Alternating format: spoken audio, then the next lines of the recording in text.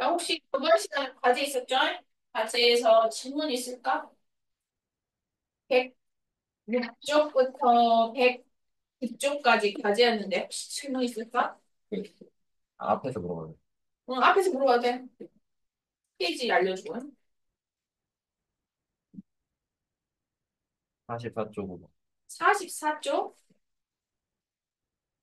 44쪽. 몇 번? 5번. 5번? 44.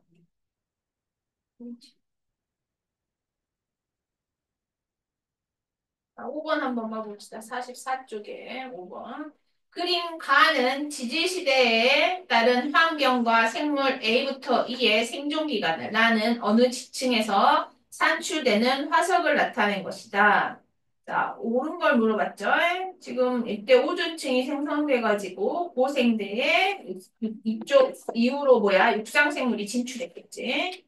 자, 그리고 산출되는 화석이 A, B, C, E죠. A, B, C, E 표시를 해주고 어느 지층에서 산출되는 화성이 나타낸 것이다.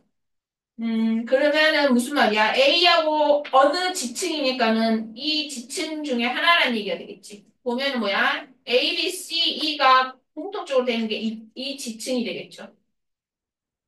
그치? 그래서 고생대가 되겠지. 우선 문제를 보기를 봐봅시다. 생물의 생존 기간만을 고려할 때 표준 화석으로 가장 적절한 거. 표준 화석으로 가장 적절한 거 뭐였어? 생존 기간이 짧아야 된다 그랬어. 그쵸? 생존 기간이 가장 짧은 게 누굽니까? D가 되겠죠. 그래서 D가 표준 화석으로 적절하겠지. 그리고 봤을 때 여기 고생대라고 이미 여기를 지어놨어. 그러면 고생대에만 있는 게 뭐냐? D만 고생대 있죠. 그리고 중생대에만 있는 것도 없고 신생대에만 존재하는 화석도 없죠. 그러니까 D가 우선 표준 화석으로 가장 적절하겠죠. 기억이 될 것이고.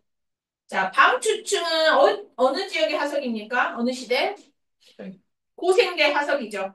고생대의 표준 화석이기 때문에 나 지층이 퇴적된 지질의 표준 화석이다 그랬어. 나 지역이면은 뭐야? 아까 보니까 고생대에 속했었죠. 그래서 니은도 맞는 말이 되겠죠.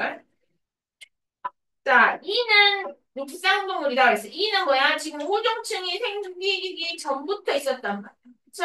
그러면 육상화석 생물이 될 수가 없겠죠? 그래서 기억과 니은이 답이 되겠지.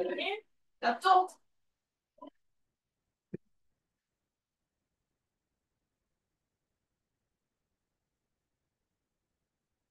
고난도 열강. 고난도 몇 페이지? 49쪽 41번. 1번.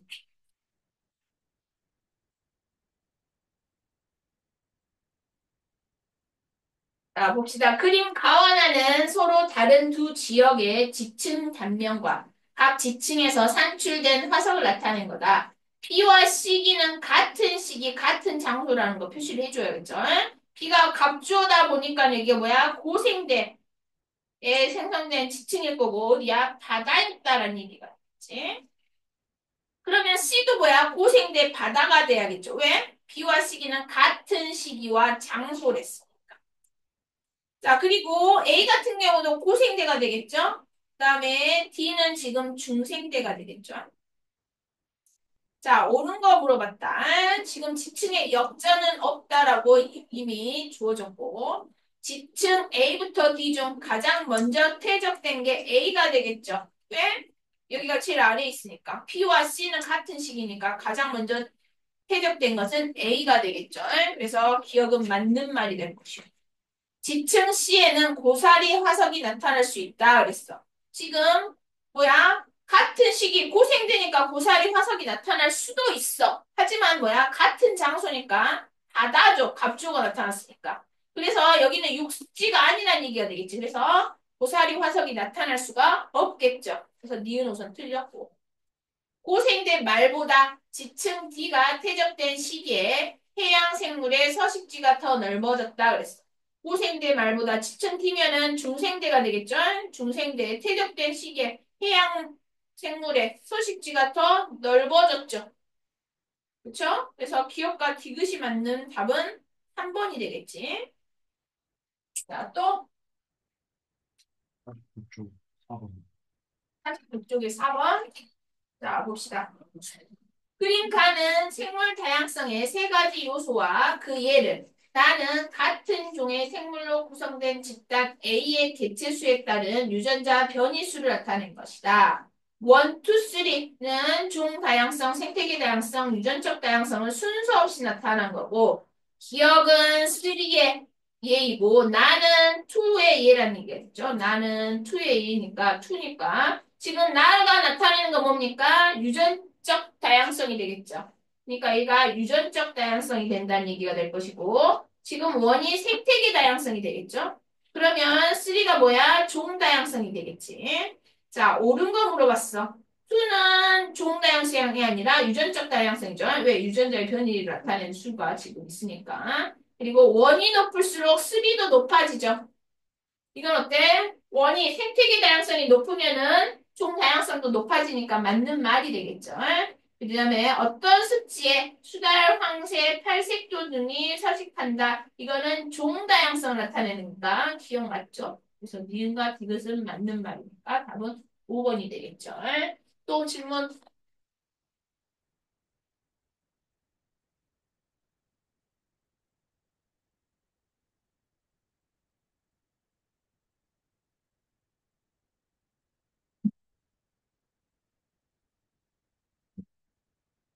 여기 2번. 109쪽에 2번.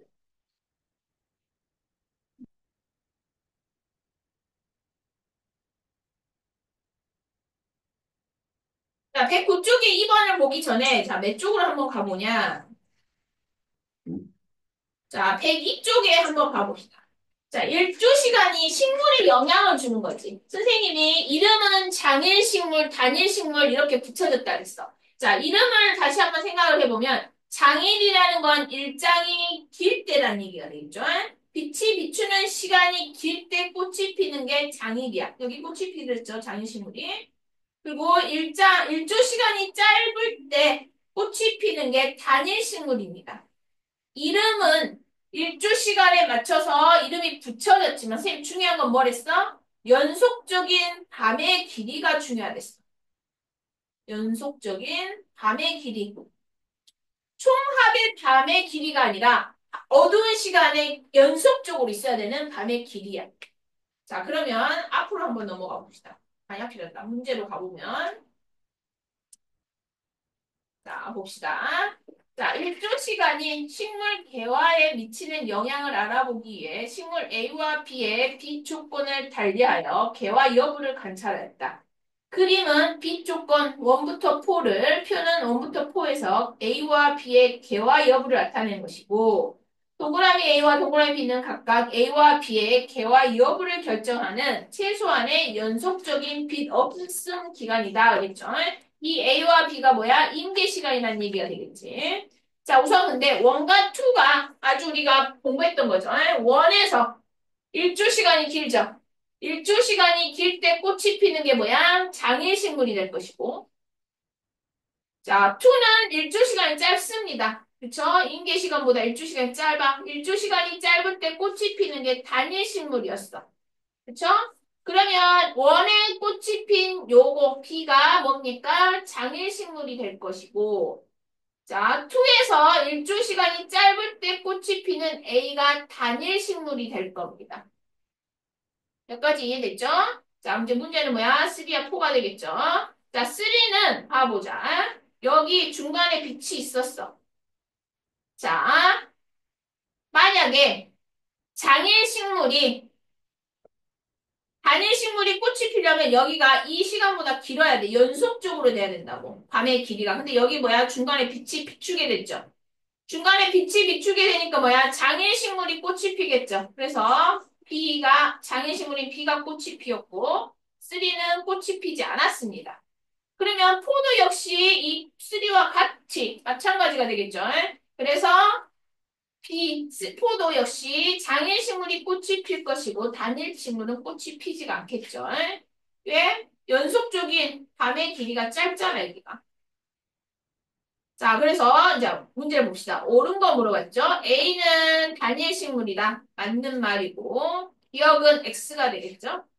자, B면 장일식물이죠. 장일식물이라는 것은 일정 시간이 12시간보다 짧아야 돼. 근데 빛 없음 시간이 12시간보다 길면 개하지 않는다 했는데 여기서 총합이란 말이 틀렸죠.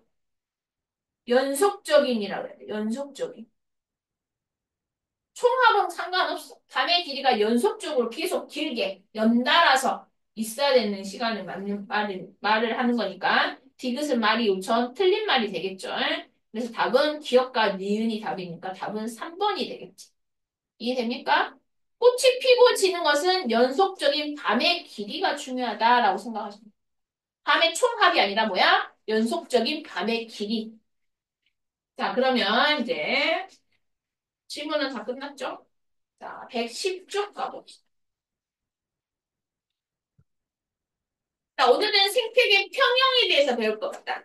자, 생태계 평형이 유지가 되려면 저번 시간에 생태계 다양성이 높아야 된다 했고, 생태계 다양성이 높으려면 종 다양성과 유전적 다양성이 높아야 된다라고 우리가 이야기를 했었죠. 보시죠.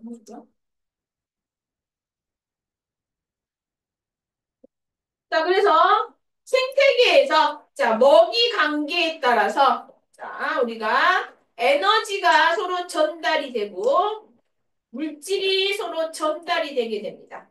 그 생태계 사이에서 먹어 먹히는 관계를 우리가 표로 나타내는데 간단한 표로 나타내는 게 우리 먹이 사슬이 될 거고 사슬이라는 것은 이제 생산자부터 최종 소비자까지 먹고 먹히는 관계를 사슬 모양으로 나타낸 것이죠. 자, 그리고 먹이 그물이라는 것은 뭐냐? 이 먹이 사슬이 여러 개가 겹쳐 있는 거죠.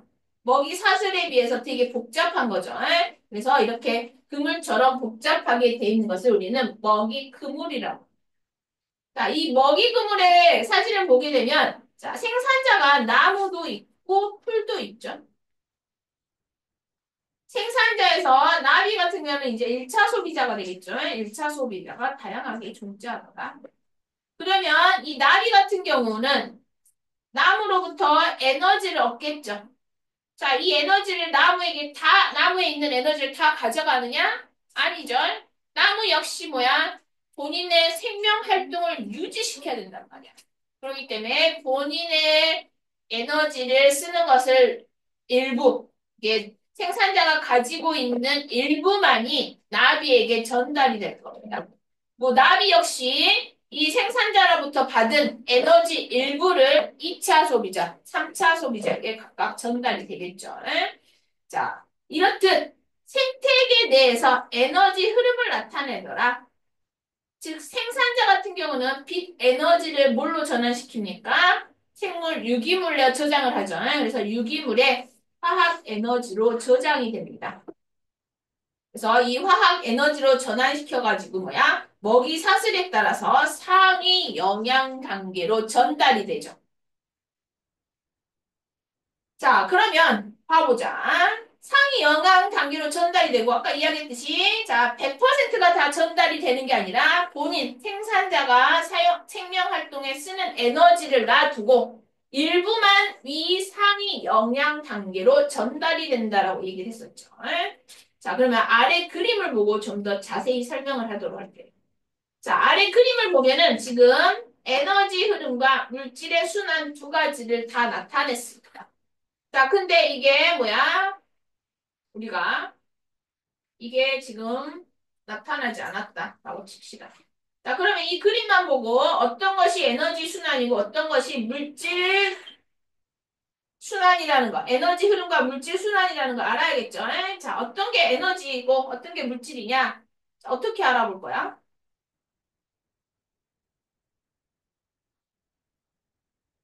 자, 말했을 때, 선생님 말하듯이 에너지는 흐른댔어. 다시 돌아와?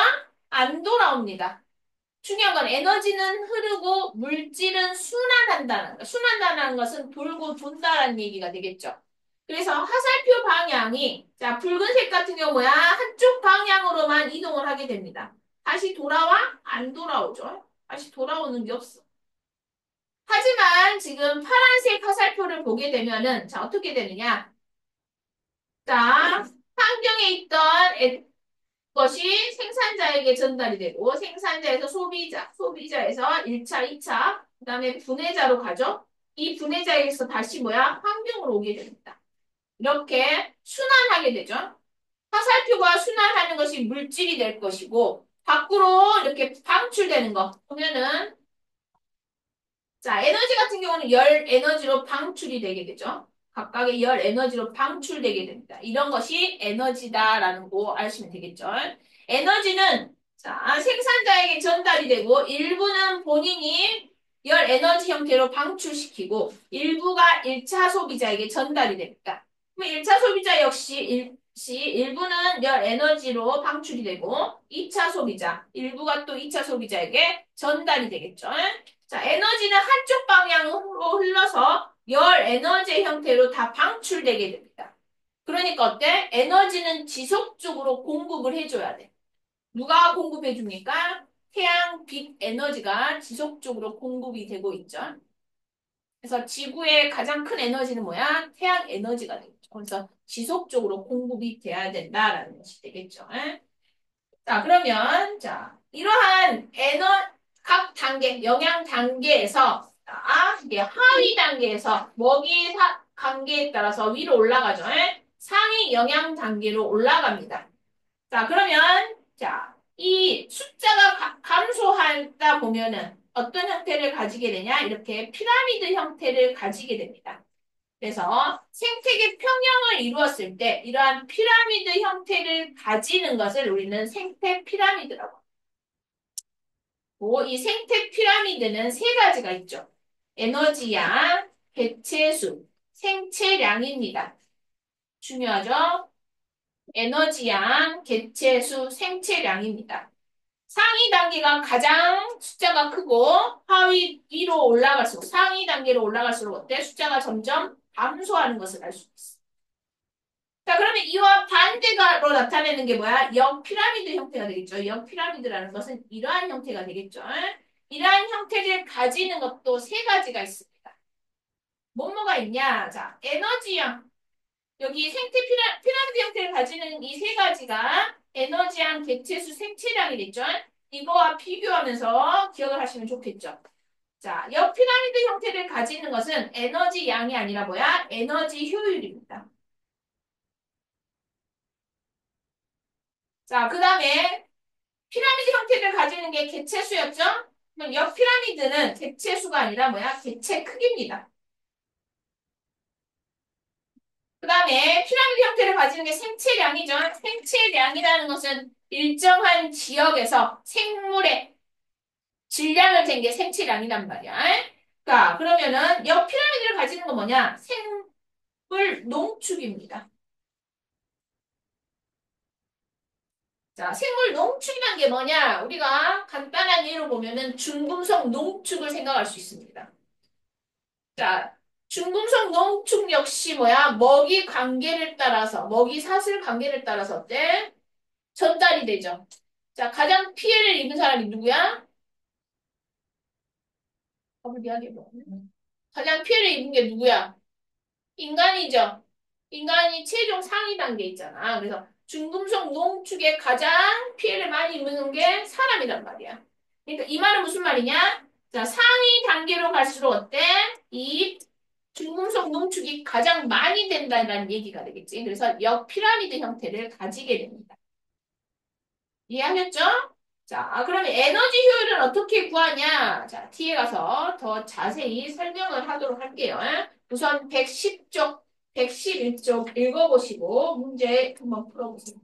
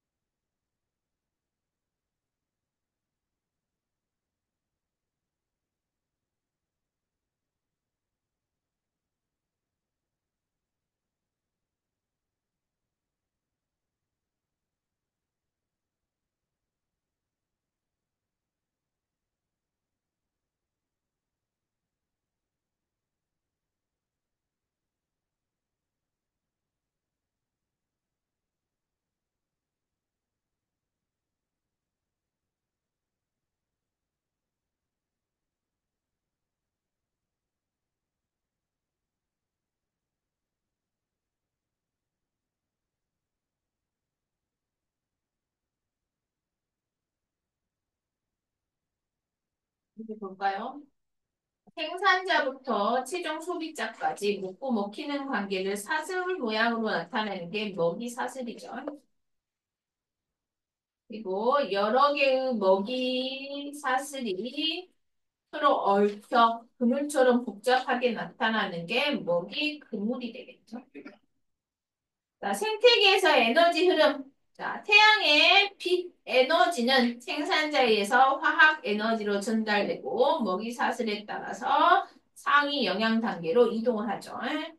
그리고 각 영양 단계에서 에너지의 양, 개체수, 생체량을 상대적인 양을 하위 단계에서부터 상위 단계로 쌓아 올린 것. 그리고 생태계 평형을 유지되려면 이러한 피라미드 형태를 나타낸다라는 게 생태 피라미드가 되겠죠. 자, 1번 봅시다. 그림은 어떤 안정된 생태계에서 먹이의 관계를 나타낸 것이다. 옳은 것과 옳지 않는 것 찾으랬죠. 자, 별은 생산자 맞죠? 쥐는 1차 소비자이면서 2차 소비자다. 쥐를 보니까 별을 바로 먹는 1차 소비자이면서도 메뚜기를 먹는 2차 소비자 맞죠? 자, 매와 늑대는 최종 소비자이다. 네, 늑대, 흑돼지죠. 그래서 맞는 말이 되겠죠.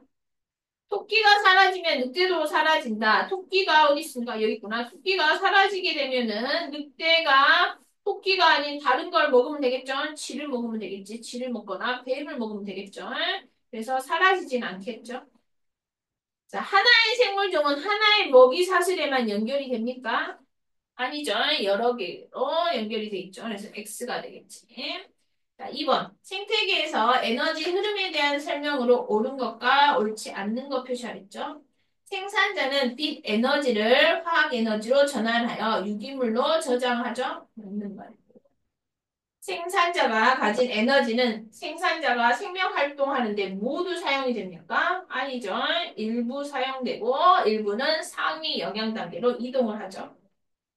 자, 생태계에서 에너지는 유기물 형태로 하위 단계에서 상위 영양 단계로 이동하는 거 맞고, 먹이 사슬을 따라 상위 영양 단계로 갈수록 전달되는 에너지의 양은 증가하죠.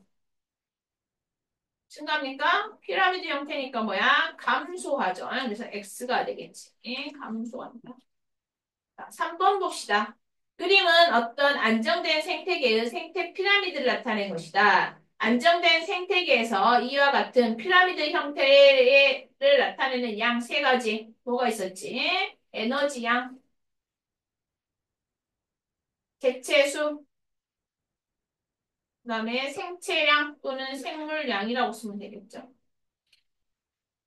자, 그다음 다음 페이지 한번 봅시다. 자, 피법강이죠. 자, 참 중요합니다. 생태계에서 에너지 흐름 되게 중요합니다. 자, 생태계에서 어떤 에너지가 어떻게 에너지가 흐르느냐 봅시다. 빛 에너지로부터 생산자가 받는 에너지가 뭐냐? 2810이죠.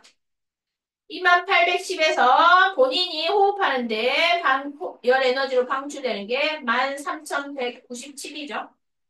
그리고 자연으로 떨어지는 게 고산 낙엽량이 4597이란 말이야. 그러면 이 두 개를 더해가지고 이 생산자에서 뺀 값이 1차 소비자로 전달되는 거겠죠. 에? 계산하면 얼마야? 얼마야? 3021 정도 되죠? 맞습니까? 맞죠? 자, 그러면 1차 소비자가 가지는 에너지가 3021이란 말이야. 그러면 본인이 생명 활동할 때 쓰면서 호흡으로 열 에너지로 방출되는 게 1865가 될 것이고, 사체 배설물로 자연의 환경으로 가는 게 651이 되겠죠. 그러면 3021에서 1865랑 651을 더한 값을 뺀 게 2차 소비자에게 전달되는 거죠. 이게 얼마야? 500. 505가 되겠죠. 자, 그러면 2차 소비자가 가지고 있는 게 505가 될 것이고, 본인이 쓰는데 272. 그리고 사체 배설물로 이동하는 게 105. 그러면 3차 소비자에게 가는 게 128이 되겠죠. 예? 뭐 3차 소비자에서는 자, 호흡으로 77을 쓰고 소비자 하체 배설물도 얼마 갑니까? 자, 128에서 77을 빼면은 51이 되겠죠? 자, 그러면 봐보자. 자, 고사 낙엽량을 다 더한 값이 얼마가 됩니까? 사체 배수는 이렇게 더한 값이 총 5,399가 되겠죠? 그래서 이 분해자가 또 자기 생명 활동하는데 쓰이겠죠? 이게 또 전체가 얼마야? 5,399라니. 자기한테 들어온 것은 어쨌든 다 나가게 되죠. 자, 그리고 이제 열 에너지로 방출되는 거 봐봅시다. 자, 열 에너지로 방출되는 거 호흡이 생산자로부터 나온 호흡이 13,197이고 1차 소비자 1,865, 2차 272, 3차 77, 분해자가 5,399 다 더하면 얼마입니까? 28,812 되죠. 자, 결국 생산자가 받은 건 얼마였어? 28,810이었단 말이야. 어쨌든 열 에너지로 다 방출이 되죠. 에너지가 흘러버린단 말이야. 그러니까 어때? 태양으로부터 지속적인 빛 에너지를 공급받아야 됩니다. 자, 생태계에서 에너지 전환과 이동. 자, 빛 에너지가 광합성을 통해서 화학 에너지로 전환이 되고 이 화학 에너지가 본인이 생명 활동에 쓰면서 열 에너지로 전환되겠죠. 자, 그러면 생태계에서 에너지 전환과 이동을 봐봅시다. 태양의 빛 에너지는 생산자와 광합성을 통해서 유기물의 화학 에너지로 전환이 되죠. 자, 그리고 유기물의 화학 에너지는 먹이 사슬에 따라서 상위 영양 단계로 이동하는데 각 영양 단계에서 뭘로 쓰입니까? 생명 활동에 쓰이거나 열 에너지로 방출이 되고 나무 일부만 다음 영양 단계, 즉 상위 영양 단계로 이동을 하겠죠. 그리고 생물의 사체나 폐쇄물 속의 에너지도 분해자의 호흡을 통해서 뭐야? 열 에너지로 방출되게 되죠. 음.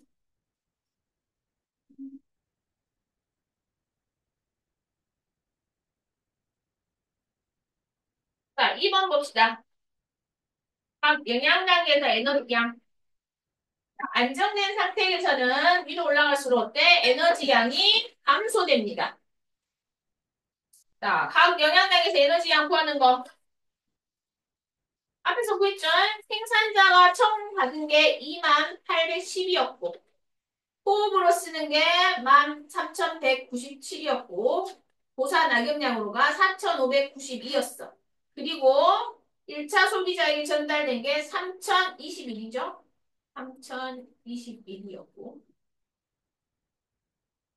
그 다음에, 그러면은 1차 소비자가 받은 에너지 양이 3,021이 되겠죠?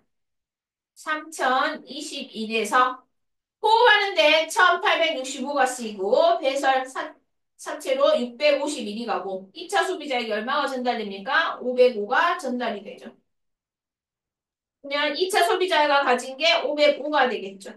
505에서 2차 소비자는 호흡하는데 271을 쓰고 사체 배설물로 105, 그다음에 3차 소비자에게 전달되는 게 128이 되겠죠. 그러면 3차 소비자의 전체 에너지 양은 128이 될 것이고 77을 호흡하는 데 쓰고 나머지가 51이 사체 배설물로 이동을 하겠죠. 자, 세 번째가 에너지 효율입니다. 아까 역 피라미드 형태를 가지는 것 중에서 역 에너지 효율이 있었죠. 에너지 효율을 어떻게 구하느냐? 자, 봅시다. 에너지 효율이라는 것은 한 영양 단계에서 다음 영양 단계로 전달되는 에너지의 비율을 이야기하는 겁니다. 그래서 이 에너지 효율을 어떻게 구하느냐? 자, 현 영양 단계의 보유량을 전 영양 단계의 보유량의 에너지 양으로 나누면 되겠죠. 그리고 퍼센테이지니까 곱하기 100을 해줘야겠죠. 자, 즉 1차 소비자의 에너지 효율은 자, 1차 소비자의 에너지 양이 아까 3021이었죠? 그리고 그 전 단계 생산자가 얼마입니까? 2810이었지. 곱하기 100을 해주니까 14.5가 나왔다는 얘기가 되겠죠. 자, 그러면은 자, 2차랑 3차 에너지 효율 한번 구해보세요.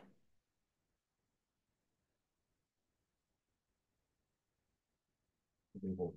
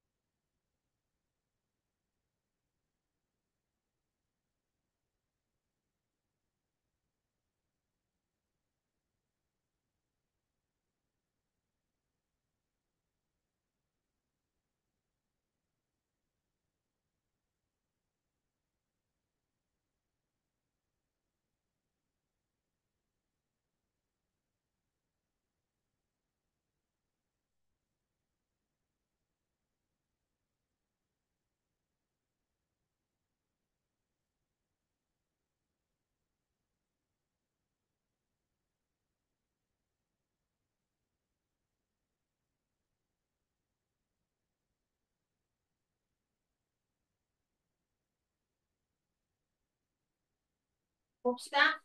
2차 소비자의 에너지 효율은 자 어떻게 됩니까? 1차 에너지 소비자의 에너지 효율분의 2차 소비자의 에너지 양이 되겠죠. 1차의 에너지 양이 지금 3021이 될 것이고 2차가 얼마입니까? 505죠. 5 곱하기 100을 하게 되면 되겠죠. 그러면 얼마가 나옵니까? 16.6. 16.6이야, 7이야. 7이에요. 7이 되겠죠. 한글로 해줘야겠지. 자, 16.7이 될 것이고 3차 소비자의 에너지 효율은 자, 어떻게 구합니까? 이 3차니까 전 단계가 2차가 되겠죠. 2차분의 3차로 가니까 2차가 얼마냐 보면 505였고 3차가 얼마입니까? 128이죠. 곱하기 100을 해주면 되겠죠. 그러면 25.3%가 나왔죠.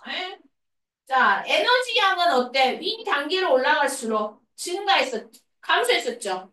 그쵸? 그래서 피라미드 형태를 가졌었어. 맞니? 자, 근데 봐봐. 에너지 효율 봐봅시다. 위 단계로 올라갈수록 어때? 증가하죠. 그래서 제가 아까 벌써 에너지 효율은 역 피라미드 형태를 가진다라고 이야기를 했습니다. 기억나십니까? 그래서 잘 기억을 하셔야겠죠. 에너지 효율이라는 것은 뭐냐? 적은 에너지를 받더라도 자기가 쓰는 게 많다라는 얘기가 되겠죠. 비율적으로. 그래서 상위 단계로 올라갈수록 에너지 효율은 높다라고 생각을 하시면 되겠죠. 자, 그 다음 페이지 생태계 평형입니다. 자, 생태계 평형은 어떻게 유지가 되느냐? 먹이 관계를 통해서 유지가 된다라는 겁니다. 이 먹이 관계를 통해서 개체군의 개체수가 바뀐다라는 얘기가 되겠죠. 자, 아래 그림을 한번 볼게요. 그래프를 보고. 자, 이 그래프를 보고. 자, 보면은 지금 녹색이 누구냐? 눈시토끼고. 자, 빨간색이 스라소니를 나타냅니다. 자, 둘 중에 하나는 포식이고 하나는 피식이 되겠죠. 토끼가 피식이고 먹히고 쓰라소니가 먹는 거죠. 그리고 먹고 먹히는 관계를 우리가 포식과 피식이라고 하는데 여기서 포식이 쓰라소니가 될 것이고 피식이 토끼가 되겠죠. 자, 그러면 이 그래프상에서 이게 나타내지 않았는다라고 쳤을 때 뭐야? 우리가 이 그래프만 보고도 뭘 알아내야 돼? 누가 포식이고 누가 피식인지를 알아내야 된단 말이야. 자, 그러면 먼저 변화를 일으키는 게 누굴까? 같은 시점에서 먼저 변화가 일어나는 거. 호식이 먼저 변화가 일어날까? 피식이 먼저 변화가 일어날까? 피식. 자, 피식이 먼저 변화가 일어나겠죠? 자, 여기 보면은 가운데 이 시기를 우리가 잡아봅시다. 이 시기를 잡고. 자, 누가 먼저 변화가 일어났냐? 누가 먼저 올라갔냐? 보면은 토끼. 녹색이 먼저 그래프가 변했죠. 녹색이 올라가니까 그 뒤를 따라서 빨간색도 올라가게 되죠. 지금 무슨 말이냐?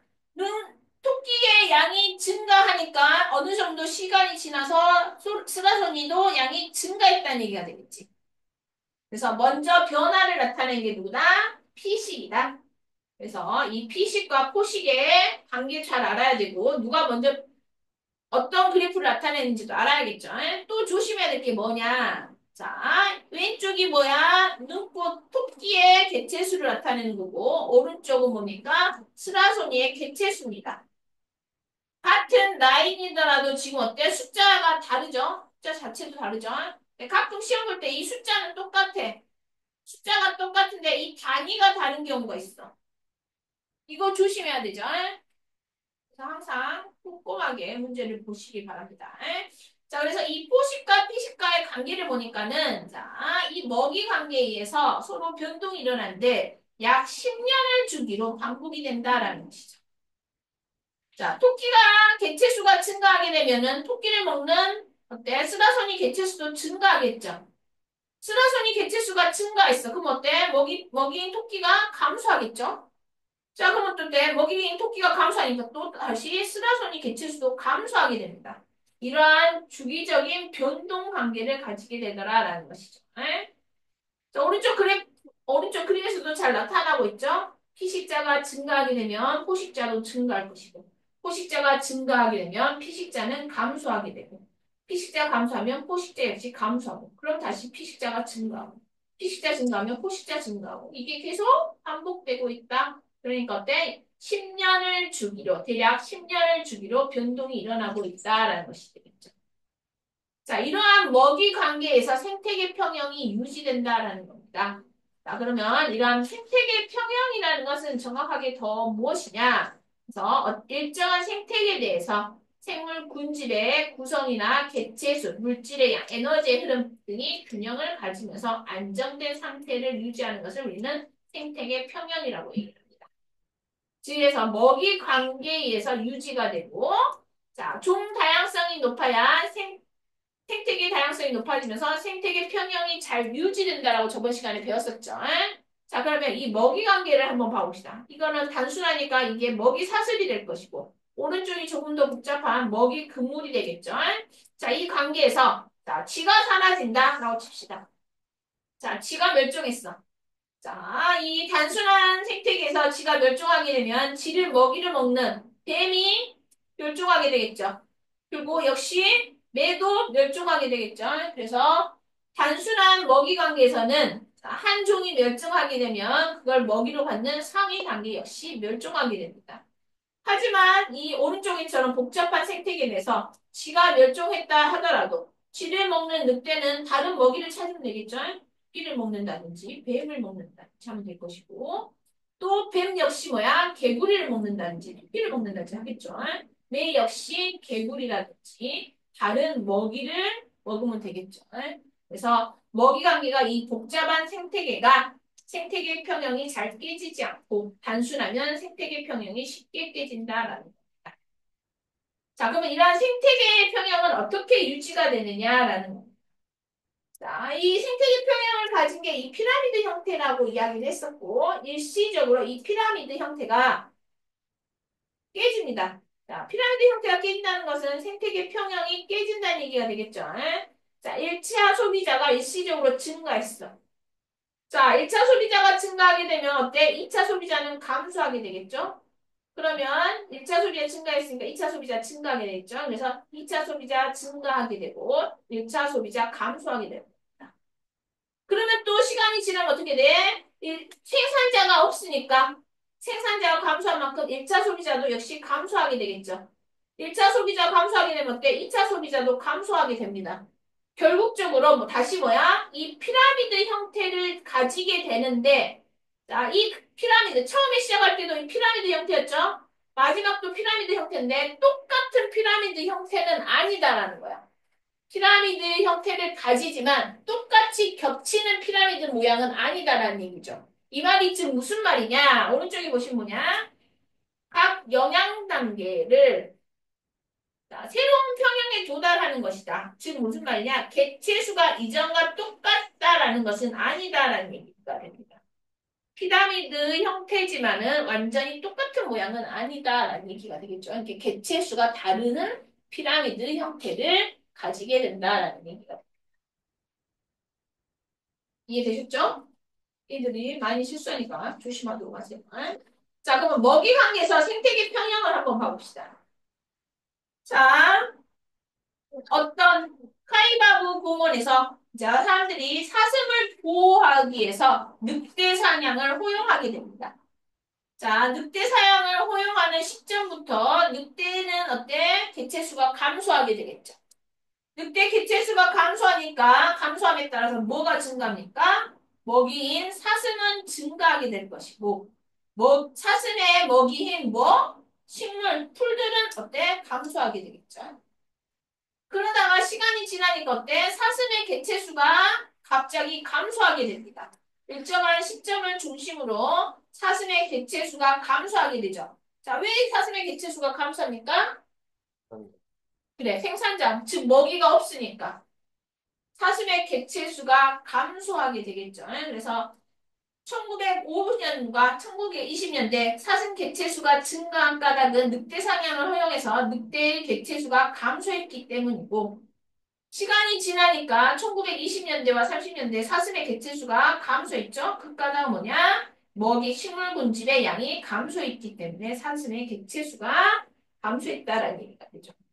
자, 이렇듯 무엇을 할 수가 있냐? 이것을 통해서 인간의 간섭이, 즉 늑대 사냥을 허용하는 인간의 간섭이 생태계 평형을 깨뜨릴 수 있다라는 거예요. 자, 이 생태계 평형을 깨뜨렸지만은 다시 생태계 평형을 유지시키는 데 시간이 되게 오래 걸린다라는 것을 알 수가 있겠죠. 자, 이렇듯 자, 먹이 관계를 이용해서 생태계 평형 역시 회복할 수가 있다. 더 빠른 시일 내에 회복을 할 수 있다. 자, 어떤 전쟁으로 인해서 대형 포유류가 95% 사라졌어.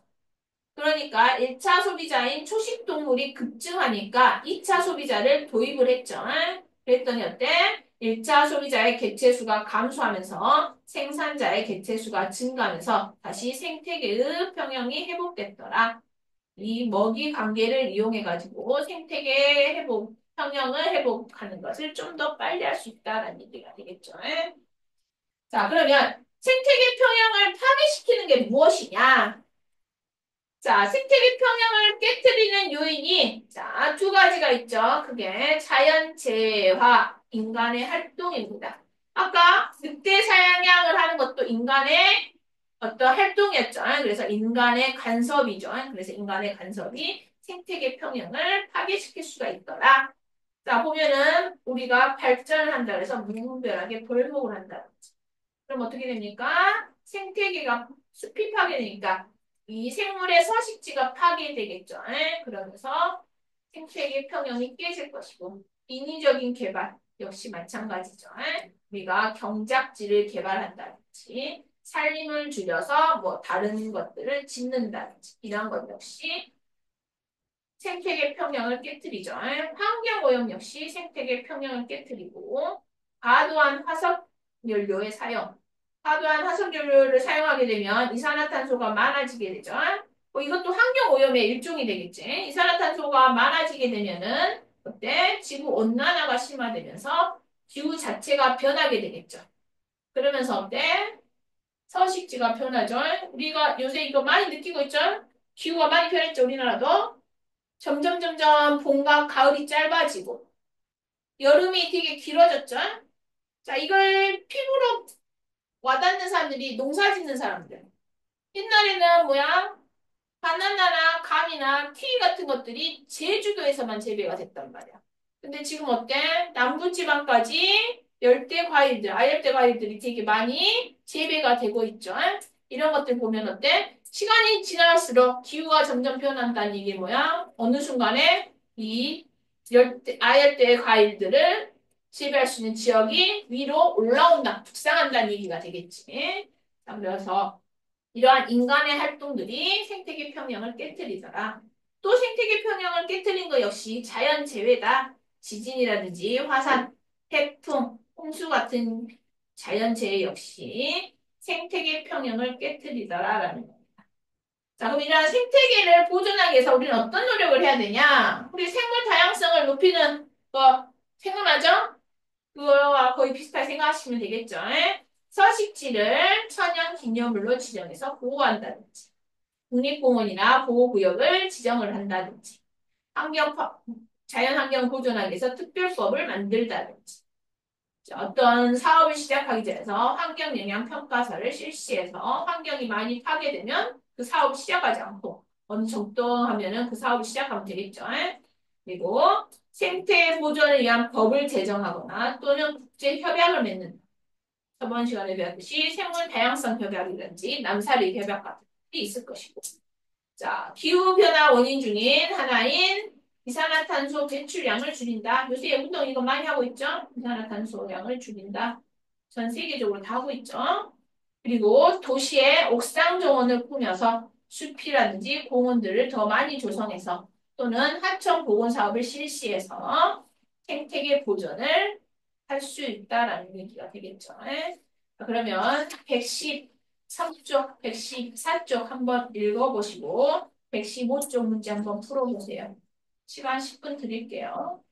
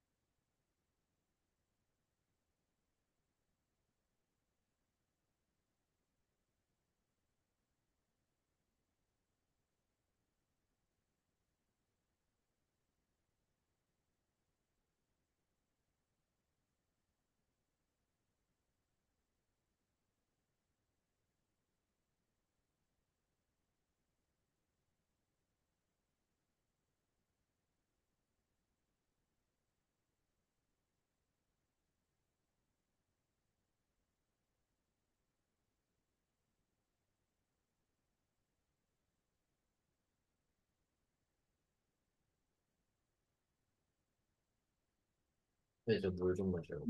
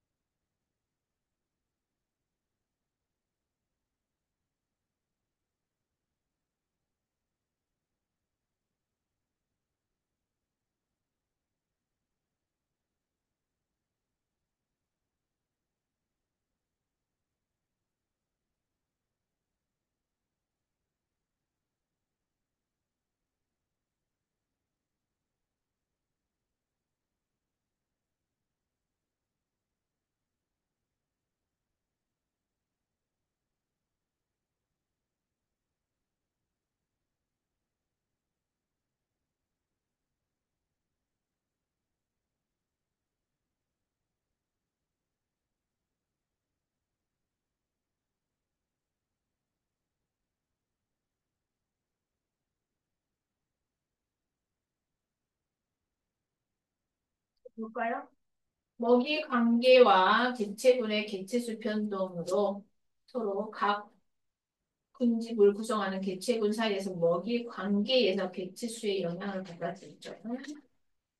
그리고 생태계에서 생물 군집의 구성이나 개체수, 물질의 양, 에너지의 흐름의 균형을 이루면서 안정된 상태를 유지하는 것이 생태계 평형이 되겠죠.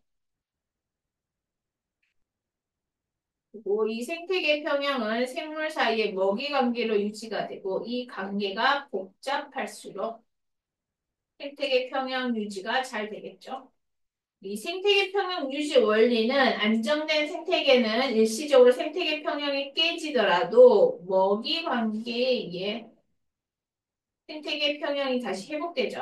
생태계 평형을 깨뜨리는 환경 요인은 지진, 화산, 태풍, 홍수와 같은 자연재해, 그리고 무분별한 벌목, 환경오염, 인위적인 개발과 같은 인간의 활동 등이 있죠. 생태계 보존을 위해서 노력을 해야 된다. 뭐 천연기념물이라든지 국립공원을 지정하고 환경영향평가를 실시하고 이산화탄소 배출량을 감소시키고 생태하천 보건 사업 등이 있다. 뭐 있었고. 자, 1번 봅시다. 크림은 어떤 생태계에서 눈신토끼를 먹고 사는 스라소니의 개체수 변화를 나타낸 것이다. 옳은 것과 옳지 않는 거죠. 자, 눈신토끼가 피식자고 스라소니가 포식자죠. 그래서 X가 될 것이고 눈신토끼의 개체수가 증가하면 스라소니 개체수도 증가하겠죠? 맞는 말이고 스라소니 개체수가 증가하면 눈신토끼의 개체수는 감소하는 거 맞죠?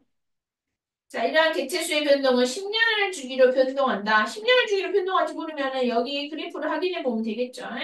그래서 맞는 말이 되겠지. 자, 2번 봅시다. 표는 어떤 안정된 생태계에서 각 개체군의 개체수가 증가할 때 다른 개체군의 개체수 변화를 나타낸 것이다. 증가 또는 감소를 쓰겠죠. 생산자가 증가되면 1차 소비자 증가하게 될 것이고 2차 소비자도 증가하게 되겠죠. 자, 1차 소비자 증가하게 되면은 생산자 감소하게 될 것이고 2차 소비자 증가하게 되겠죠. 2차 소비자가 증가하게 되면 1차 소비자 감소하게 되겠죠? 1차 소비자 감소하면 생산자는 증가하게 되겠지. 자, 3번 봅시다. 그림 카운터라는 어떤 안정된 생태계에서 1차 소비자의 개체수가 일시적으로 증가한 후 시간이 경과하면서 생태계 평형이 회복되는 과정을 순서 없이 나타낸 거다. 순서대로 우선 나열을 해볼까? 1차 소비자가 일시적으로 증가하는 게 다가 되겠죠. 그러면 생산자랑 생산자 감소할 것이고 2차 소비자 증가하는 나로 될 것이고 그러면 다시 1차 소비자가 감소하게 되겠죠. 라가 되고 그러면서 평형이 유지가 되겠죠. 그래서 다나 라 가가 될 것이고 이와 같이 생태계 평형을 회복하는 데 가장 큰 영향을 미친 요인이 먹이 관계가 되겠죠. 자, 4번 생태계 평형을 깨뜨리는 환경 요인으로 옳은 것만을 찾아라. 홍수, 화산 폭발, 농경지 개발, 무분별한 물목 맞죠? 그리고 미음과 비음은 뭡니까? 생태계 평형을 보존하는 것이죠. 그래서 답은 기억, 니은, 디귿, 리을이 되겠지. 자, 5번 생태계 보존을 위한 노력으로 옳은 것과 옳지 않는 것 찾으랬죠. 보호해야 할 생물이나 서식지를 천연기념물로 지정하는 것 맞죠? 자, 기후변화의 원인 중 하나인 이산화탄소 배출량을 낮추는 건 막 생태계 평형이 깨진 지역에 위리 생물을 도입하면 됩니까? 안 되겠죠? X가 되죠. 생활하수, 축산폐수는 정화 과정을 거쳐서 해천으로 배출하는 거 맞겠죠? 5까지 했죠? 자, 그러면 뒤에 문제 한번 풀어봅시다. 1번부터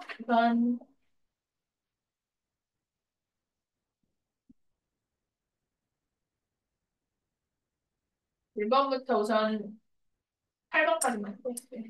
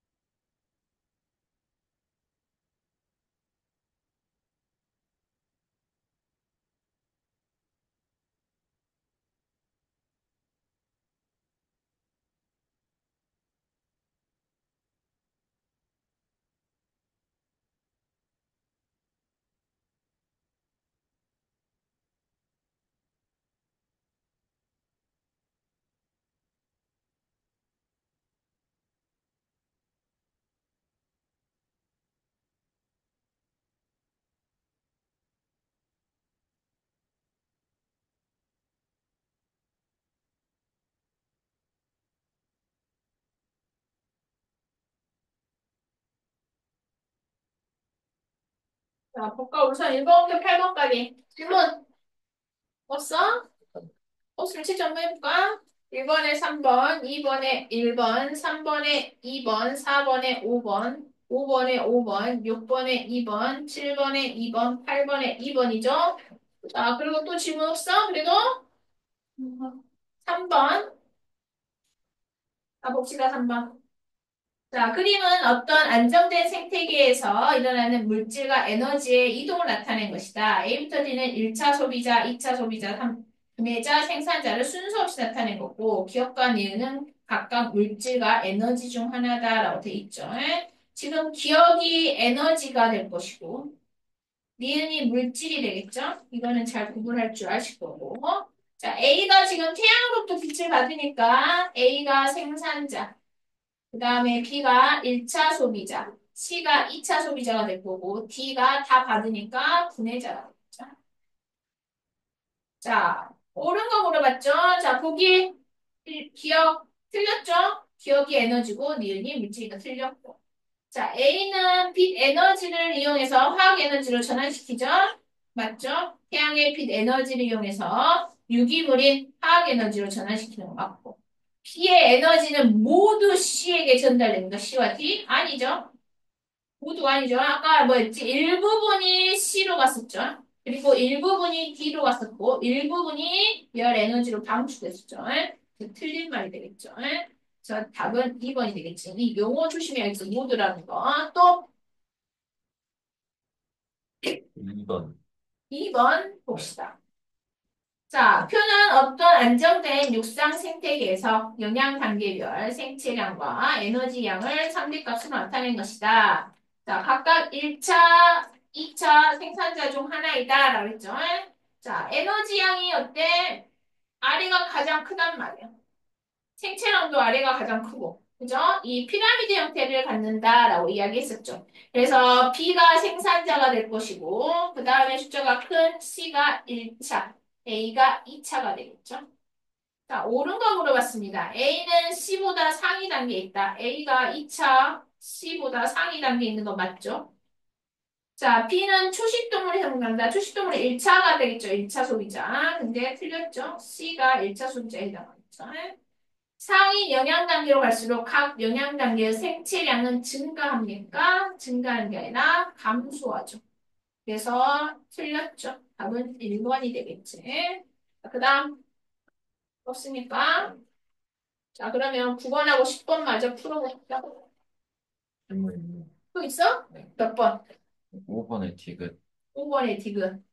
자, 군집을 구성하는 개체군 사이의 먹이 관계는 각 개체군의 개체수에 서로 영향을 미친다 그랬어.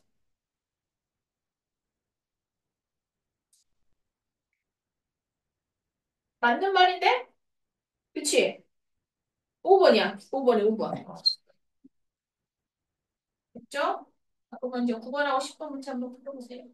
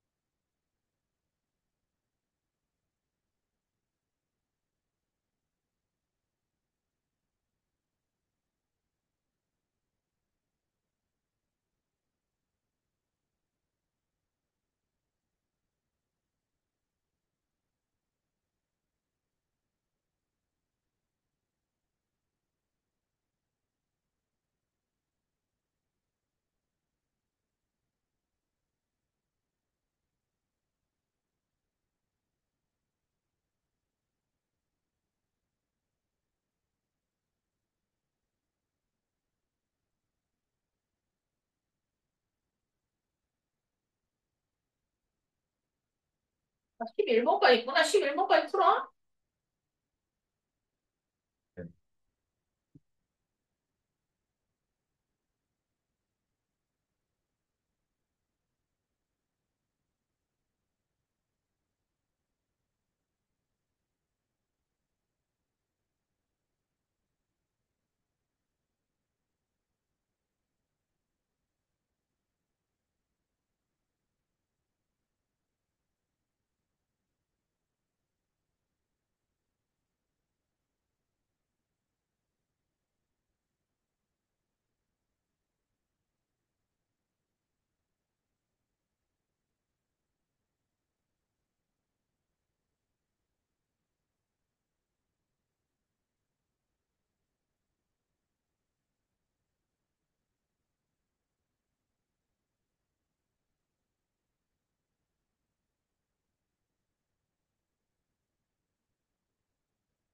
자, 봅시다.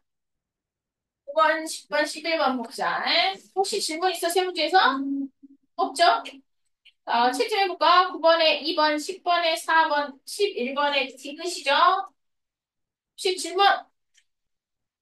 9번. 자, 그림은 어떤 서로 다른 종 A부터 H로 구성된 어떤 안정된 생태계의 먹이 관계를 나타낸 것이다. 옳은 거 물어봤죠? A가 사라지면 다른 두 종의 생물이 더 사라진다. A종 사라지면, 자, 뭐야? A종 사라지면 뭐만 사라지겠어? B만 사라지겠죠. 그치? D의 먹이는 A밖에 없잖아. E 사라져? E는 B가 있잖아. 그쵸? 그래서 D만 사라지죠? C는 사라지니까 C 안 사라지죠? 왜? E가 있잖아. 그러니까는 두 종이 아니라 한 종만 사라지겠죠? 그래서 틀렸고. E의 개체수가 증가하면 일시적으로 B의 개체수는 감소하고 C의 개체수는 증가하는 거 맞죠? F는 H로부터 에너지를 얻습니까? 반대죠. H가 F로부터 에너지를 얻죠. 틀렸죠. 답은 2번이겠지. 또 없으니까. 자, 그러면 이제 과제로 나머지 119쪽까지 풀어지고 뒤로 쭉쭉 넘겨보시면 뭐가 있냐? 중간은 마무리 있죠? 132쪽부터 134쪽까지 풀어오세요. 그리고 다음 시간에 마무리하도록 할게요. 지구 환경의 변화와 인간 생활 마무리하도록 할게요. 오늘 여기까지 할게요.